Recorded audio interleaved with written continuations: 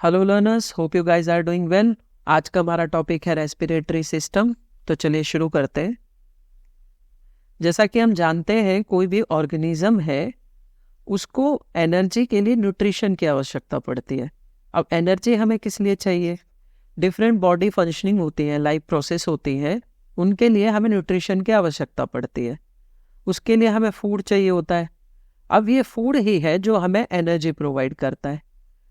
अब इस फूड का मैंने आपको बताया था ब्रेकडाउन होता है। ऐसा तो नहीं है कि जैसा हम खाते हैं वैसा ही हमारी बॉडी को एनर्जी के रूप में मिलता है।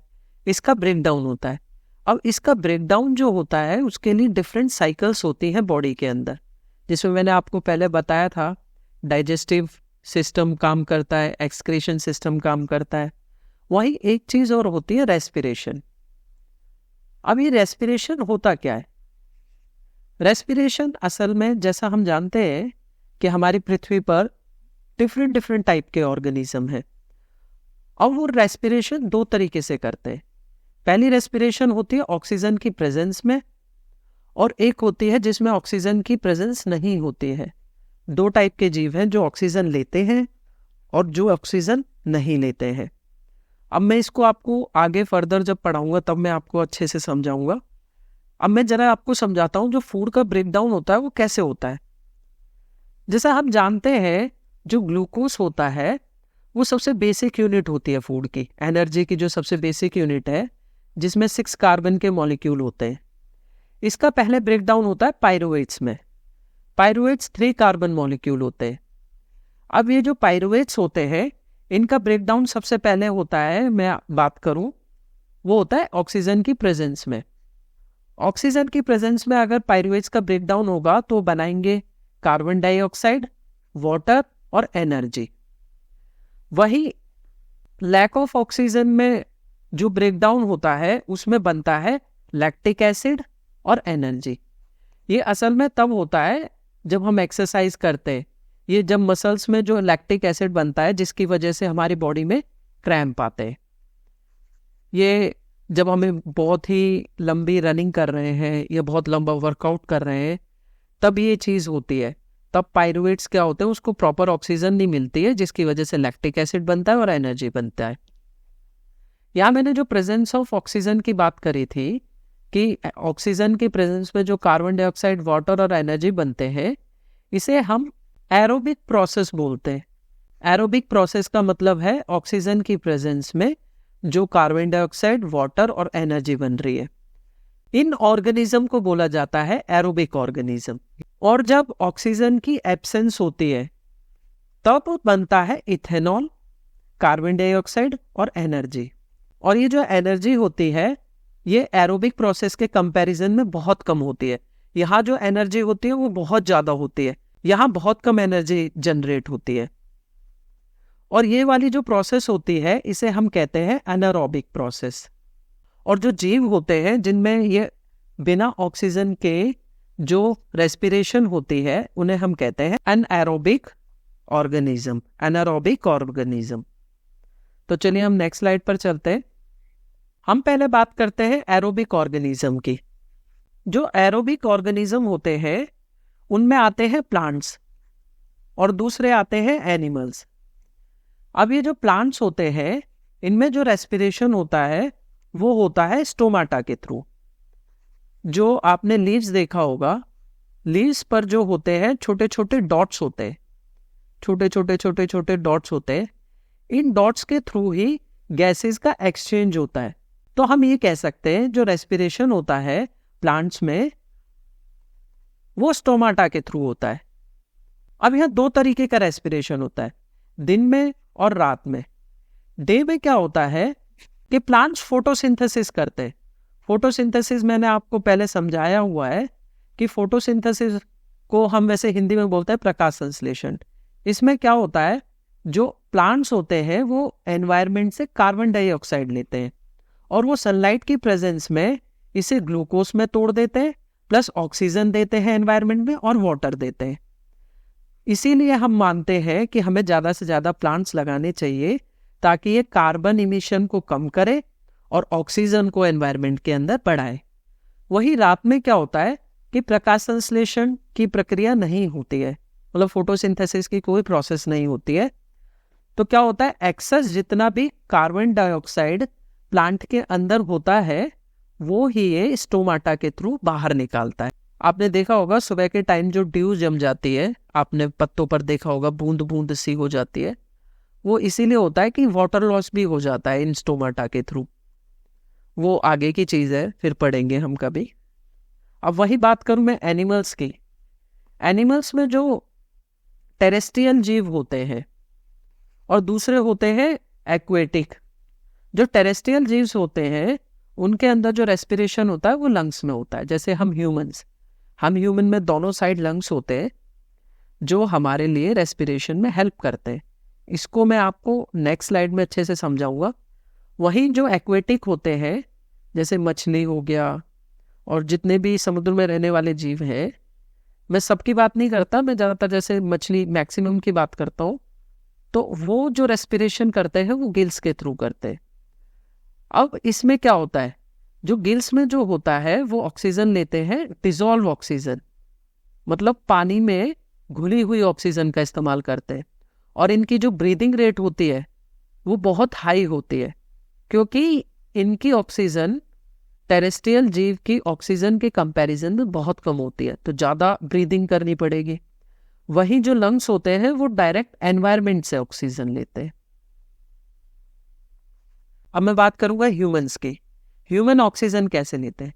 ह्यूमन ऑक्सीजन लेते हैं एनवायरनमेंट से डायरेक्ट।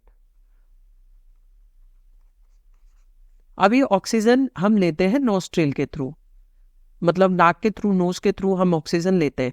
अब नाक में हमने देखा होगा जो हमारे फाइन हेयर्स होते हैं और म्यूकस होता है वो एक तरीके से फिल्ट्रेशन यूनिट का काम करते हैं। जितना भी गंदगी होती है वो सब यही रह जाती है, जो साफ गैस होती है, जो भी ऑक्सीजन साफ सप्लाई होती है गैसेस की, वो हमारी लंग्स को पहुंचती है। अब वो थ्रोट के थ्रू होता हुआ हमारे कहाँ पहुंचता है? लंग्स में पहुंचता है। अब मैं ये थ्रोट में आपने देखा होगा ऐसे ऐसे ऐसे छल्ले छल्ले से होते हैं। ये क्यों होते हैं? ये कार्टिलेज के होते हैं, कार्टिलेज बोन होती है एक, उसके बने होते हैं। ये ऐसा क्यों होता है जो थ्रोट होता है? ये इसलिए होता है कि मैं एक एग्जांपल के थ्रू आपको समझा देता हूँ। आप एक स्ट्रॉ ले लो, वहीं आपने वॉशिंग मशीन या वगैरह जो उनका पाइप होता है वो देखा होगा, वो ऐसा होता है, उनमें बैंड से बने होते हैं। तो स्ट्रॉ में जब आप ज़्यादा प्रेशर से खींचते हो तो ये चिपक जाती है इसकी वॉल। तो ऐसा ना हो, सांस लेते समय या छोड़ते समय ये आपस में चिपक ना जाए, इसलिए ये कार्टिलेज के छल्ले छल्ले से होते हैं। ये क्या होता है, ये वॉल्स को जो है वो चिपकने नहीं देता, सांस लेने में हमें कभी कोई प्रॉब्लम ना हो, इसलिए होते हैं। अब जो ऑक्सीजन होती है वो इसके थ्रू यहाँ जाती है, जिसे हम कहते हैं ब्रोंकाई। और ये आप देख रही हो तने की तरह, पेड़ के जो मैं कह सकता हूँ शाखाओं की तरह, इन्हें हम कहते हैं ब्रोंक्यूल्स। अब ब्रोंक्यूल से होती हुई यहाँ पर एंड पर ऐसे बलून लाइक स्ट्रक्चर्स होती है, यहाँ पर हर जगह। जैसे मैं यहाँ आपको समझाऊँ, यहाँ अगर ये आई हुई है ब्रोंक्यूल्स, तो यहाँ पर ऐसे बलून लाइक स्ट्रक्चर्स होती हैं जिन्हें हम कहते हैं एल्वियोलाई। ये जो एल्वियोलाई होती है ये सरफेस एरिया प्रोवाइड करती है। यहीं पर होता है एक्सचेंज गैसेस का। अब किस किस चीज़ का एक्सचेंज होता है, कौन कौन सी गैस एक्सचेंज होती है? यहाँ इसकी एल्वियोलाई की वॉल जो होती है उस वॉल से अटैच होती है ब्लड वेसल्स। अब ब्लड का बहुत अहम रोल है ट्रांसपोर्टेशन का। अब मैं बात करूं, जैसे ह्यूमन बॉडी है, ह्यूमन बॉडी में खाली डिफ्यूजन तो काम नहीं करेगा ऑक्सीजन को लाने ले जाने में। पूरी बॉडी में अगर ट्रांसफर करना है तो इसके अलावा भी और भी चीज़ चाहिए, तो वो होते हैं पिगमेंट्स होते हैं, जो कैरियर्स होते हैं जो ऑक्सीजन को लाने ले जाने का काम करते हैं। और ये जो पिगमेंट्स होते हैं इन्हें हम रेस्पिरेटरी पिगमेंट्स बोलते हैं। अब ये रेस्पिरेटरी पिगमेंट काम करते हैं एक तरीके से, मैं कह सकता हूँ ट्रांसपोर्टेशन करने वाले, डाकिया बोल लो, या जो आप स्विगी वगैरह मंगाते हो, जोमेटो से कुछ मंगाते हो तो डिलीवरी करते हैं ना, ऐसा कुछ होता है बॉडी के लिए। ये हमारे रेस्पिरेटरी पिगमेंट्स ये ऑक्सीजन को लाने ले जाने का काम करते हैं। अब मैं इनकी वर्किंग एक बार आपको समझा देता हूँ कि ये होता कैसे है। ये रेस्पिरेटरी पिगमेंट में एग्जांपल देता हूँ, हीमोग्लोबिन। हीमोग्लोबिन जो होता है, जो हमारी आरबीसी में होता है, रेड ब्लड सेल खून की, यही कैरियर होता है ऑक्सीजन का। यही ऑक्सीजन को लाने ले जाने का काम करता है। अब मैं CO2 की बात करूं, कार्बन डाइऑक्साइड की, जो हमारी बॉडी से बाहर निकालनी होती है, ये ऑक्सीजन से ज़्यादा डिजोल्व करती है, वाटर में ये डिजोल्व हो जाती है। वहीं जो ऑक्सीजन होती है वो कम डिजोल्व होती है कार्बन डाइऑक्साइड के मुकाबले। तो ये मैक्सिमम ब्लड के थ्रू कैरी की जाती है। इसका डिफ्यूजन इतना ज़्यादा पॉसिबल नहीं है, मतलब होता है, पर मैक्सिमम जो होता है वो ब्लड के थ्रू लाई ले जाई जाती है। अब क्या करते हैं कि ब्लड वेसल्स के थ्रू एल्वेलाई तक कार्बन डाइऑक्साइड को ले जाता है। अब ये जो कार्बन डाइऑक्साइड है वो एल्वेलाई को दे दी जाती है और एल्वेलाई से जो ऑक्सीजन है वो ले ली जाती है।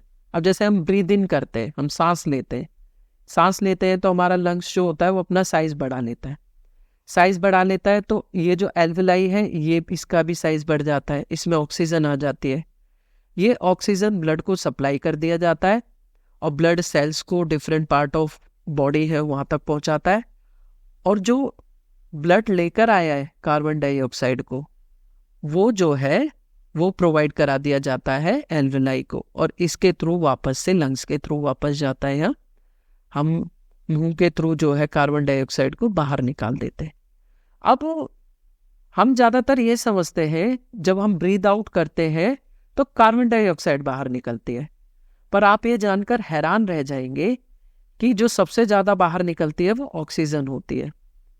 जो ऑक्सीजन ली गई है वो पूरी की पूरी इस्तेमाल नहीं होती है, जो बची ऑक्सीजन है वो बॉडी के बाहर एलिमिनेट कर दी जाती है।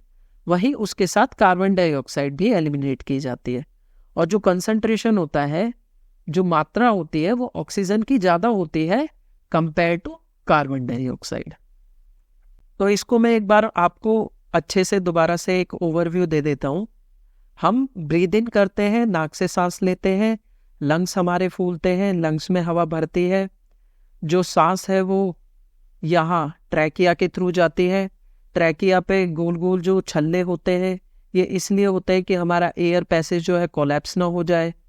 वो ब्रोंकाई के थ्रू ब्रोंक्यूल्स से हमारे एल्वेलाई तक जाती है, जो बलून लाइक स्ट्रक्चर होती है। ये हमें सरफेस एरिया प्रोवाइड करता है जहाँ पर एक्सचेंज होता है गैस का, कार्बन डाइऑक्साइड और ऑक्सीजन का। डिफ्यूजन के साथ साथ रेस्पिरेटरी पिगमेंट्स होते हैं। ऐसे ही एक रेस्पिरेटरी पिगमेंट है हीमोग्लोबिन, आरबीसी का, जो ऑक्सीजन को लाने ले जाने का काम करता है। जो कार्बन डाइऑक्साइड है जो सेल से या डिफरेंट पार्ट ऑफ बॉडी से लाई जाती है, वो एल्वेलाई पे लाकर डिपॉजिट कर दी जाती है, और वहाँ से जो ऑक्सीजन को ले लिया जाता है और वो ऑक्सीजन पूरी बॉडी में सप्लाई कर दिया जाता है। और जो कार्बन डाइऑक्साइड है वो वापस से एनवायरनमेंट में ब्रीद आउट करके छोड़ दी जाती है, और कार्बन के साथ साथ ऑक्सीजन भी बॉडी से बाहर जाती है। और ऑक्सीजन का कंसंट्रेशन कार्बन डाइऑक्साइड के कंसंट्रेशन के मुकाबले ज़्यादा होता है। ये पूरी प्रोसेस थी रेस्पिरेटरी सिस्टम की। ये बहुत अहम रोल निभाती है। वैसे मैंने एरोबिक ऑर्गेनिज्म की बात कर ली थी, जो ऑक्सीजन की प्रेजेंस में रेस्पिरेशन करते हैं। जो एनारोबिक ऑर्गेनिज्म होते हैं, जो ऑक्सीजन की एब्सेंस में जो रेस्पिरेशन करते हैं, उसका मैं एक एग्जांपल आपको दे देता हूँ। यीस्ट जो फर्मेंटेशन करता है, आपने देखा होगा जब आप दही जमाते हैं, या इसका इस्तेमाल बेकिंग वगैरह में भी बहुत यूज़ होता है यीस्ट का। तो यीस्ट जो होता है वो जो रेस्पिरेशन करता है वो ऑक्सीजन की एब्सेंस में करता है, और क्या प्रोड्यूस करता है? इथेनॉल प्रोड्यूस करता है, कार्बन डाइऑक्साइड प्रोड्यूस करता है, और एनर्जी।